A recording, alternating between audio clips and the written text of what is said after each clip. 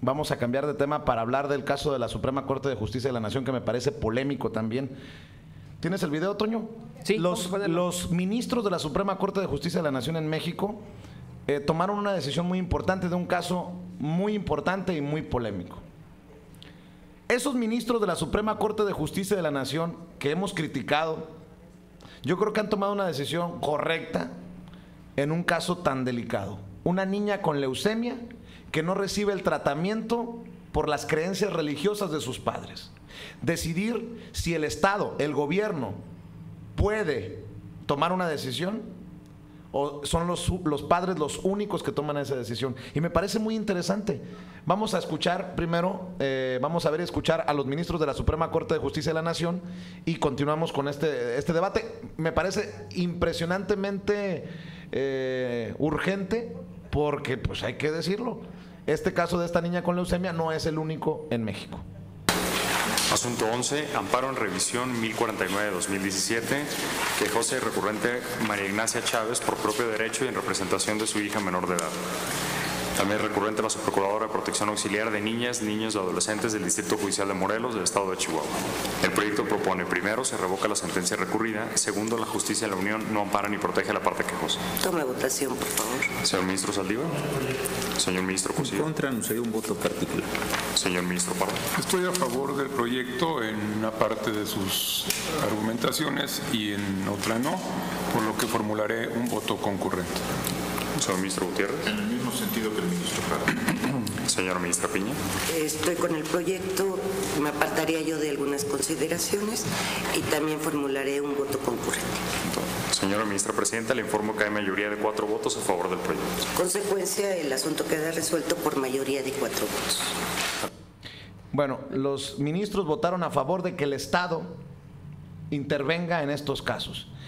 Que por cuestiones religiosas los padres no le permitan a una niña recibir tratamiento o recibir medicinas o en lo que sea. Me parece un tema controversial, pero necesario que se definieran los ministros. Hay varias religiones, Vicente y Efraín, público consentidor, ustedes lo saben. No queremos tampoco ofenderlos porque son sus creencias. Eso lo queremos hacer como un disclaimer en estos momentos, una advertencia. Pero hay varias religiones que consideran que las transfusiones de sangre, la donación de órganos, las mismas cirugías o las vacunas son en contra de la ley de Dios.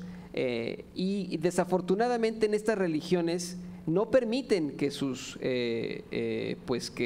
miembros se hagan transfusiones de sangre. Si enfrentan un proceso, una enfermedad fuerte, no se pueden, no se operan, ¿no?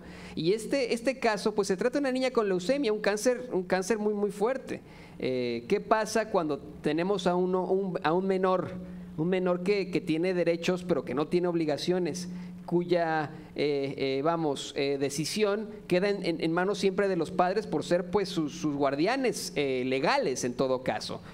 Los padres pueden decidir o no sobre la vida de ese niño, pero ese niño sigue siendo ciudadano mexicano y la ley tiene que proteger a ese niño. Por eso es que tal vez llegan estos jueces, estos ministros de la Suprema Corte a determinar que el Estado debe intervenir. La niña necesita una transfusión de sangre para poder sobrevivir. La ley debe protegerla. Los padres no quieren hacerlo porque su religión se los prohíbe. Qué fuerte el tema, ¿no, Efraín? Es un tema fuerte porque estamos hablando de religión, estamos hablando de creencias. Sí, y además que estamos hablando, también hay que decirlo con todas sus letras, de creencias que no van de la mano de la religión predominante en nuestro país. La gran mayoría de los mexicanos son católicos. Así es. Y estamos hablando de minorías. Casi el 80% son católicos, o sea, en México, pero también podemos darle el otro punto de vista, ¿no? Pues una niña, un niño o una niña tienen derechos.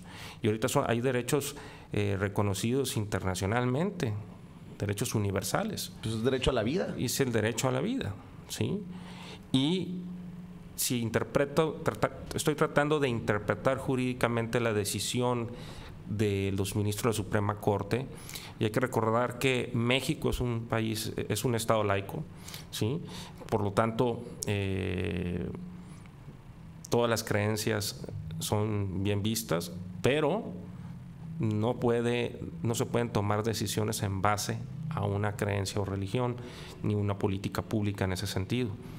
Entonces, creo que la interpretación jurídica, la argumentación, la justificación tiene que ver con el derecho a la vida de cualquier niño o niña, y eso es en cualquier parte del mundo desde mi punto de vista. Y tiene razón ahí Efraín en esto, ¿no? En el derecho mexicano hay algo que se llama goce y ejercicio. Por ejemplo, un niño solamente tiene goce, ¿no?, de sus derechos. No puede ejercerlos porque es un niño, porque es un menor de edad. Las personas en México, la personalidad jurídica se adquiere a los 18 años. A los 18 años tú ya tienes capacidad de goce, tú ya tienes capacidad de ejercicio, puedes votar y ser votado, puedes enfrentar a la justicia en caso de algún delito, tienes obligaciones en cuanto a tu actuar, ¿no? Y también tienes el goce, ¿no? Exactamente, los niños pueden gozar de sus derechos. Y obviamente, pues si la niña se está muriendo, por mucho que ella no decidió pertenecer a esa religión, como muchos de nosotros, está en esa religión por sus padres, porque es lo que le inculcaron sus padres. Y por esa religión, por lo que sus padres le están diciendo, su vida peligra, ¿no? Entonces, evidentemente, o sea, esto es más bien por puro sentido común. La ley debe exigir, el gobierno mexicano, nuestro Estado de Derecho debe exigir que la niña obtenga un tratamiento que salve su vida. Pero entramos ahí en una situación muy básica. El Estado no me mantiene a mi hija, la mantengo yo. Yo soy el padre, yo le di la vida, yo decido a qué escuela va. ¿Por qué tendría el Estado? No, y no estoy diciendo que esté mal, yo estoy a favor de la decisión que están tomando los ministros. Estoy tratando de armar este concepto porque es muy delicado. Es muy delicado. Si el Estado toma esta decisión, también se abre la puerta para que se tomen otras decisiones sobre las responsabilidades y las decisiones en la familia. No, es que hay una diferencia entre guardián legal y dueño. En Roma antigua, en la monarquía, en la república, en el imperio de Roma, pues en efecto había lo que la figura del pater familias, el padre de familia, y ahí sí, Vicente, el que era el padre de familia, todos los que pertenecían a su familia, a su manus, tenían que responderle a él, y el pater familias tenía derechos sobre ellos en cuanto a la vida. Es decir, si él mataba a su hijo, a su hija o a su esposa, el derecho romano los protegía, porque él era el jefe de la familia y el que podía decidir sobre ellos como si fueran esclavos, ¿no? Incluso, o sea, tenían no casi, pero era muy parecida el dominio que tenían los integrantes de una familia. Ahora pues eso no existe, eso ya no existe. Nosotros vivimos en familias normales. En efecto, es un entorno en el que tenemos guardianes legales, que son los padres de familia, el padre o la madre, pero no tienen ellos derechos sobre la vida de nuestros hijos. Pero básicamente también puedes entender esta decisión como decir, esta religión está mal. Lo que dicta la religión está mal. Y eso es un tema muy, muy cabrón. ¿Y sabes qué? Porque, insisto, estamos hablando de religiones minoría en México. Que son víctimas de discriminación en muchos países. Esta religión, no quiero de verdad ofenderlos, por eso no quiero dar el nombre de la religión, pero esta religión en cuestión incluso sufre actos de racismo y de discriminación fuertes. En Rusia, por ejemplo, son discriminados fuertemente y son hasta ¿Podemos decirla? Vamos a decirlo, somos sin censura. Bueno, ok, son testigos de Jehová. ¿No? Con todo respeto a los testigos de Jehová, ellos sufren una persecución, por ejemplo, muy fuerte en Rusia, ¿no? Donde incluso han llegado a prohibir la religión. Toño, ¿no? En México sufren discriminación. Son el centro de burlas por sus creencias. Y yo he escuchado, te lo digo porque lo he escuchado incluso en programas de comedia o en shows de comediantes, se han permitido el burlarse de los testigos de Jehová. Yo soy católico, pero también que quede claro, no está bien eso que se hace contra los testigos de Jehová, muy sus creencias, ¿no? Mira, es una analogía a lo que sucede en México cuando llegan migrantes de Centroamérica y de Sudamérica. Si tú haces una investigación o lees varios artículos sobre cómo tratamos los mexicanos a migrantes que vienen del centro y del Centroamérica y Sudamérica, te vas a caer para atrás. ¿Sí? Sí, claro. Te vas a caer para atrás, y eso mismo también se da en México hacia las religiones que son minorías. Se presenta, es cierto, hay discriminación hacia las minorías, y yo siempre he seguido varios principios en mi vida: libertad, igualdad, fraternidad y tolerancia. Esos principios para mí en la vida son rectores y son los que deben de prevalecer en todo el mundo, ¿no? Y la verdad que son situaciones, como tú les dices, estos casos son situaciones muy difíciles, porque entra la moral, entra la religión y entra la norma jurídica, entran los derechos. Entonces no es fácil tomar una decisión y analizarlo y resolver casos como estos. Y si no vamos tan lejos, a nivel familia puede ser una decisión traumática, porque vas a tener esta situación que no se va a ir, o sea, que va a prevalecer en la familia. Por más que tome una decisión la Suprema Corte de Justicia de la Nación, sí estamos hablando de la vida de una niña, ¿no? Es importante, lo más importante es eso, la vida de la niña. ¿Quién decide si hacerle la transfusión o no? ¿El Estado o el padre? El padre dice que por religión no puede la niña recibir esa transfusión, dice el Estado, no, sí va a recibir la transfusión porque tiene el derecho a la vida. Pero yo insisto en esto. Está sentando el precedente también la Suprema Corte de Justicia de la Nación, que hay religiones que están equivocadas y hay religiones correctas. O sea, se puede percibir o se puede entender así, porque básicamente la Suprema Corte está diciendo: está equivocado este padre por su religión. Y eso es lo malo, que no hay una explicación en cuanto a las determinaciones de los ministros de la Suprema Corte de Justicia. Dicen voto concurrente, pero no dicen así, no dan sus explicaciones de la ley. No sé, ya después en la jurisprudencia aparecerá, sí hay, ¿no? Pero en este momento, cuando ellos dan su determinación, lo que acabamos de escuchar no nos dice por qué. Después lo habrá, usted se mete a la página de la Suprema Corte de Justicia y en todas las jurisprudencias ahí se explica de pe a pa por qué se determina algo en la Suprema Corte de Justicia. Pero el punto aquí, lo problemático es esto. En este siglo XXI, en este 2018, hay varios procedimientos quirúrgicos que antes no existían y que le salvan la vida a las personas, que son una tontería. Y yo voy a poner el caso, por ejemplo, de mis dos hermanos. Mis dos hermanos, mi hermano y mi hermana, tuvieron apendicitis. Con una apendicitis, hace 200 años, te morías. Te estalla el apéndice, te da una pancreatitis y te mueres.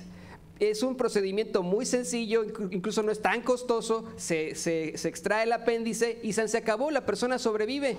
Pero las personas que vivían en otro tiempo de la historia, en otro momento histórico, se les morían sus hijos, se les morían sus hermanos por una apendicitis muy, muy sencilla.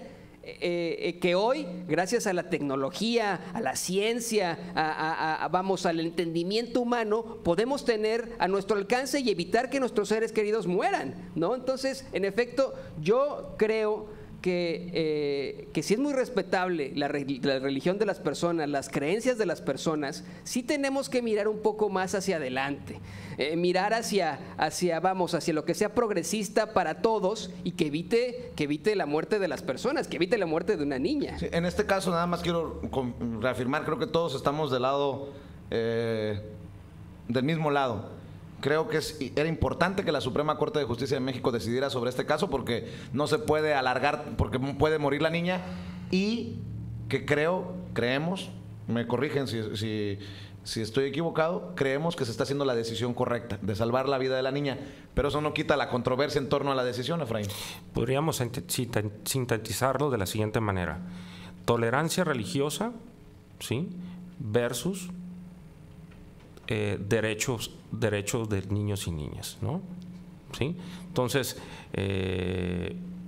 yo creo que ahí es donde se genera este tipo de resoluciones, generan demasiado debate, ¿no? En los medios de comunicación. La gente está comunicándose y leo las opiniones y son muy variadas. Claro. Pero, ojo, que una decisión así de delicada, como la que toman los ministros de la Suprema Corte de Justicia de México, desde la ignorancia en muchos medios, desde la ignorancia incluso de las personas o la falta de información, va a provocar un debate torcido. Hugo Ramírez dice: ¿qué padre de familia tiene el poder para negar la salud a sus hijos y más cuando está en riesgo su salud? Asimismo, ¿qué país puede impedir lo mismo? Ninguna religión debe impedir se atiendan para salvarles la vida, gente analfabeta y fanáticas. ¿Te fijas? O sea, abre la puerta para que ataquemos y digamos fanáticos religiosos a los testigos de Jehová, que tienen todo el derecho de creer en lo que creen. No los ataquemos, yo lo que digo, no se les ataque, ¿no? Tal vez es un llamado a algún tipo de reforma. Hay reformas religiosas en todas las religiones, valga la redundancia. Y hay que, por ejemplo, poner el ejemplo precisamente con esta religión, a la que una vez más, lo vamos a decir aquí en Sin Censura, respetamos con todo nuestro corazón. Por ejemplo, los testigos de Jehová tampoco hacen honores a la bandera, no participan en el draft, aquí si hay algún tipo de draft, si hay algún tipo de servicio militar, no participarían. Eso fue algo pues que pasó durante la guerra de Vietnam, por lo que fueron muy criticados. Ellos no participaron en el draft de la guerra de Vietnam basándose en sus creencias religiosas. En cualquier otro país no rinden honores a la bandera, no participan en el servicio militar.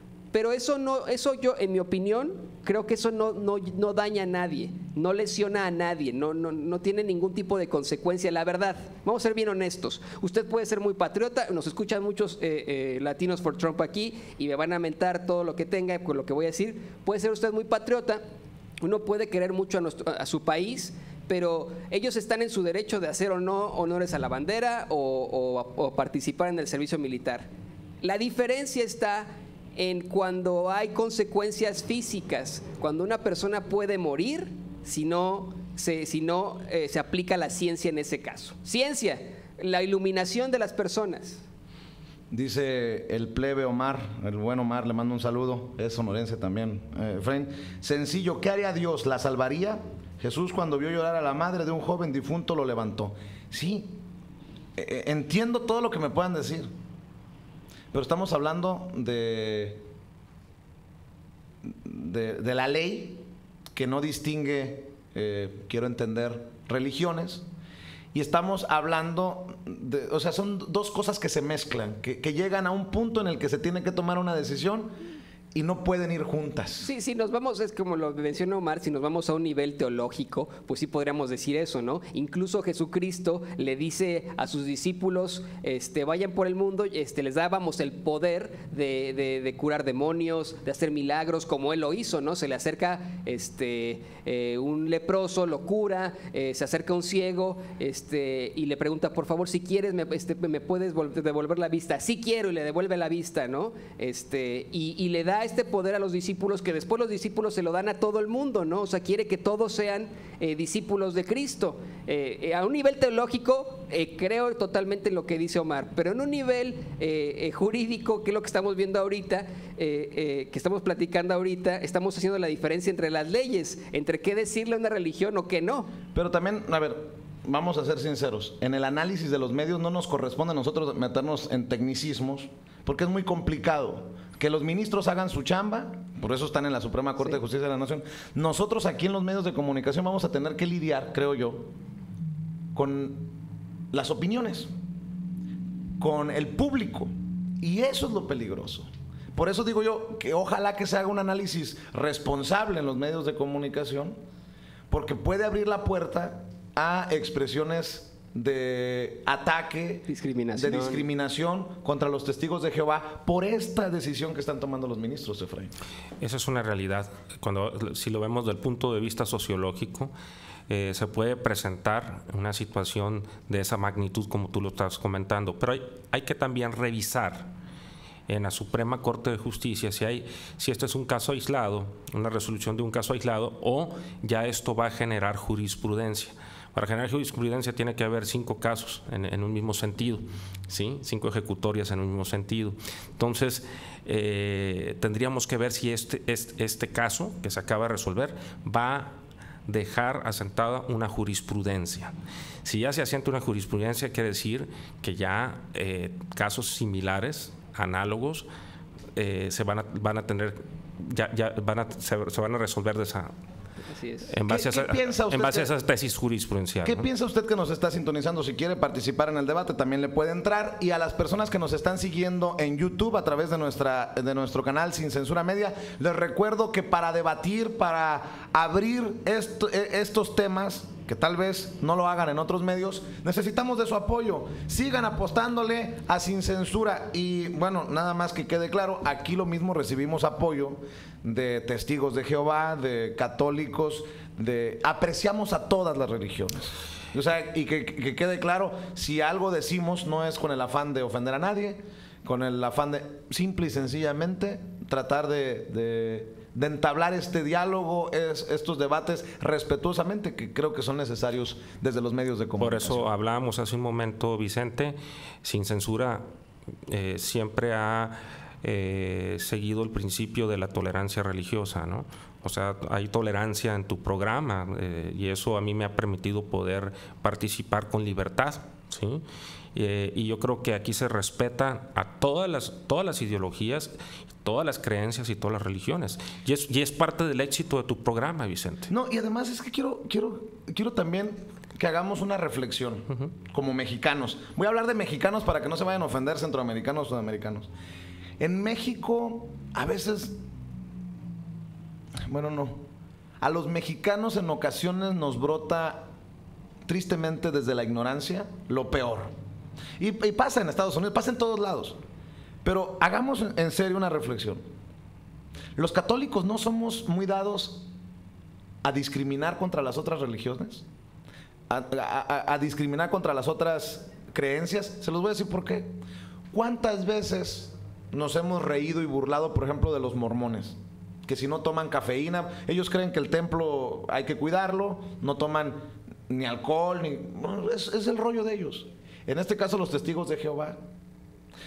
Yo ojalá que la gente también aproveche estos temas para que les caiga el 20. Así como en el caso de, no se vayan a ofender, en el caso de los homosexuales, de la comunidad gay, yo, ¿por qué me tengo que meter en lo que pasa de la puerta de la recámara hacia adentro? ¿Yo por qué me tengo que burlar o por qué tengo que atacar a otros por su creencia?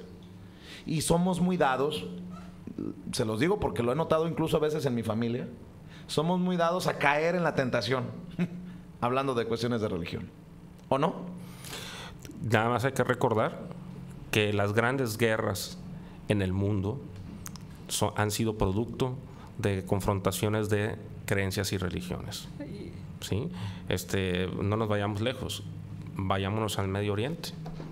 Ahorita hay guerras por cuestiones de religión. Totalmente de acuerdo, y con esto también a lo mejor voy a hacer un comentario muy controvertido. Es mi sentimiento en cuanto a todo esto. Yo también soy católico, pero estoy convencido que no hay una religión absoluta. Creo que las religiones son construcciones sociales, ¿no?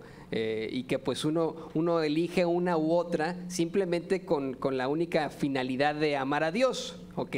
Pero en mi opinión, exactamente como dice Efraín, las distintas denominaciones, religiones, permiten que exista una diferencia entre los seres humanos y que llegan hasta guerras, ¿no? Cuando solamente es una construcción humana, una construcción social, algo que a alguien se le ocurrió. Y para que vean que si somos sin censura, ayer le llamé hijos de puta, y vaya que si merecen eso y más, los 300 sacerdotes que son señalados de haber violado a niños en Pensilvania.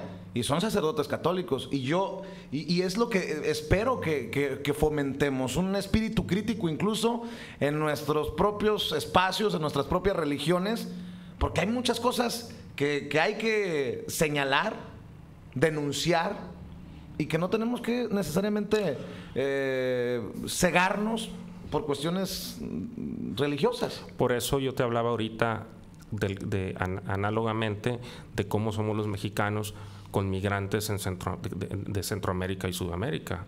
Hay muchos artículos de investigación, de periodismo de investigación sobre eso. Tratamos mal a migrantes cuando vienen y pasan por nuestro México. Entonces, hoy en día, ¿tratamos mal a alguien en base a la religión? Sí.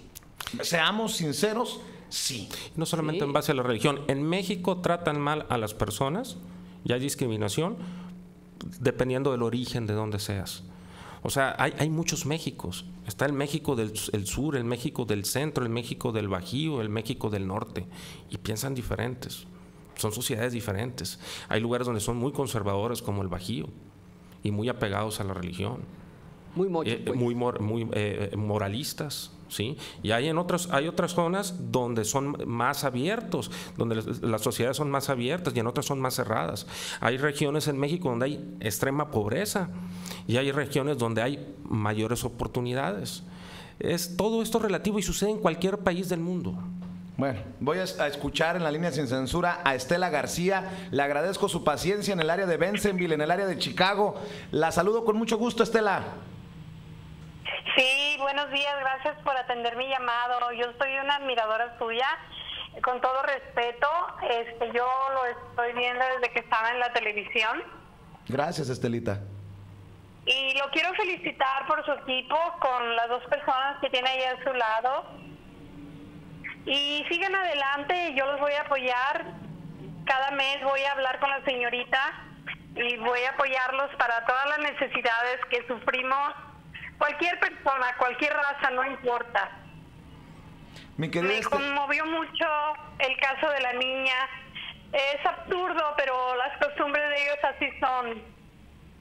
Quisiera yo poder sacar a esa niña y no sé, pero yo creo que aportando cada quien algo, podemos llegar con su ayuda. Le agradezco, Estelita. ¿De dónde es originaria usted?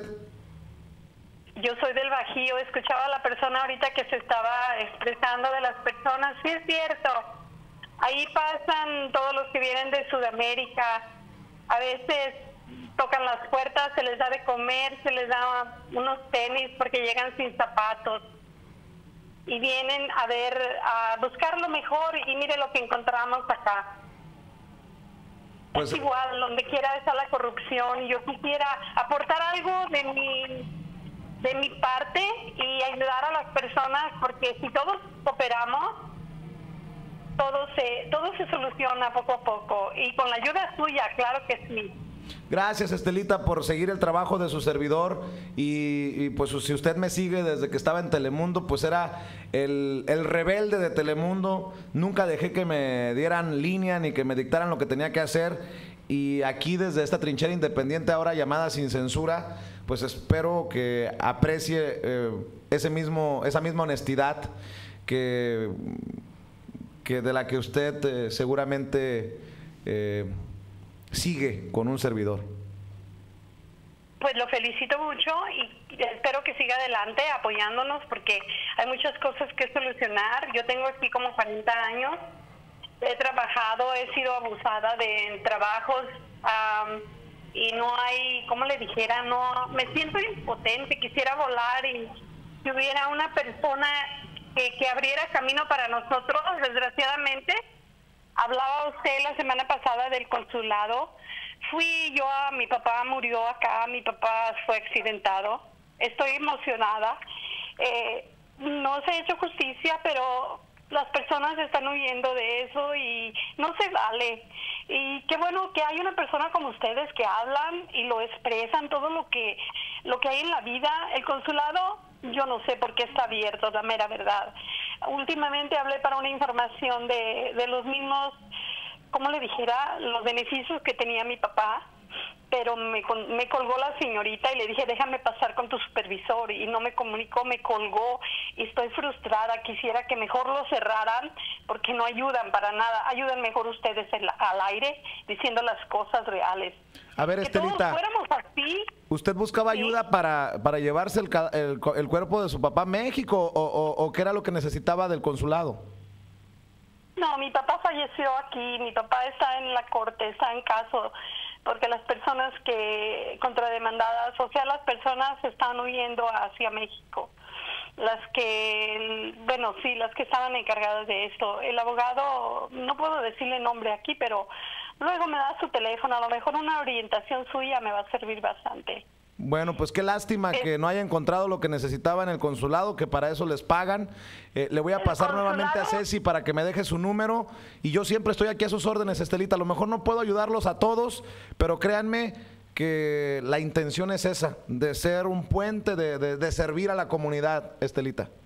No, pues siga adelante y sus bendiciones para toda su familia y yo espero que todo se va, como le dijera, a solucionar poco a poco. Yo ya tiene ya mi información, yo voy a aportar cada mes para lo que se ofrezca, pero tenemos que estar todos unidos, tenemos que unirnos, porque una sola persona no lo puede hacer. Y eso es duro, porque desgraciadamente aquí, como decían en su comentario, y es cierto, el mexicano le tira al mexicano. Hay mucha envidia. No todos somos así. Le mando un abrazo, Estelita, muchas gracias, que Dios me la bendiga y qué bueno que ya es una de las benefactoras de Sin Censura y así como Estela García, espero que más personas se animen a apostarle a Sin Censura. Si algo hacemos bien, espero que lo lleve a usted a decidirse a convertirse en uno de los benefactores, a aportarle económicamente a Sin Censura. No nos dejen de la mano. Estamos a punto de cambiarnos de casa. A partir del lunes estaremos transmitiendo ya desde otra casa, desde otros estudios y necesitamos de su apoyo.